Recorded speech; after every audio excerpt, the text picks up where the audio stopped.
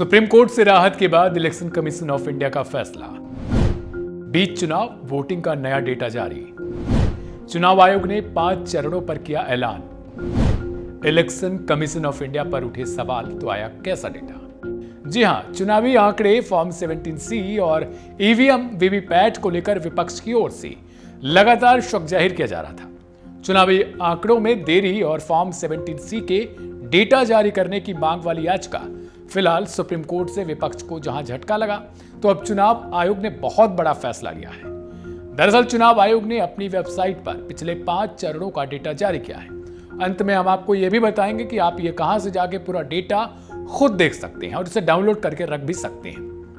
अंत तक वीडियो के लास्ट में आपको ये मैं बताऊंगा, जिसके बाद से सबके होश उड़े हुए हैं। ये डेटा जब से जारी हुआ है, पिछले 5 चरण में हुए चुनाव में किन लोकसभा क्षेत्र में कितनी फीसदी लोगों ने वोट डाले अथवा उसका डेटा कितना रहा, यह सब जारी कर दिया गया है। इसके साथ ही चुनाव आयोग ने प्रेस रिलीज भी जारी करते हुए कहा है कि वोट पोलिंग फीसदी में किसी भी तरह से कोई बदलाव संभव नहीं है।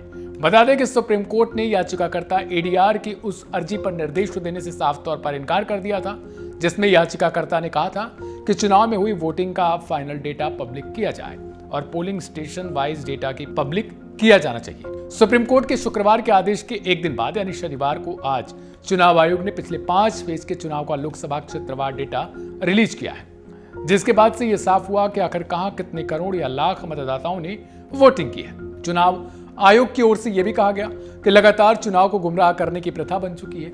साथ ही कोर्ट से राहत मिलने पर भी चुनाव आयोग ने बड़ा बयान दिया है। कोर्ट के फैसले के बाद से आयोग अपने आप को और अधिक मजबूत महसूस कर रहा है। इसके साथ ही चुनाव आयोग ने कहा है कि उसने फैसला किया है कि वह वोटिंग फीसदी के डेटा को और व्यापक तौर पर पब्लिक करने की ओर अग्रसर है और इस तरीके से चुनाव आयोग ने पिछले 5 फेज के वोटिंग डेटा का जो है वो लोकसभा क्षेत्रवार जारी करने का फैसला किया। इसके मुताबिक फेज 1 66.14% वोट, फेज 2 में 66.71% वोट है, फेज 3 की बात करें तो 65.68% है, जबकि फेज 4 में 69.16% और इसके अलावा फेज 5 62.20% ये वोटिंग रही है। बता दें कि चुनावी डेटा फॉर्म 70C को लेकर बवाल मचा हुआ है।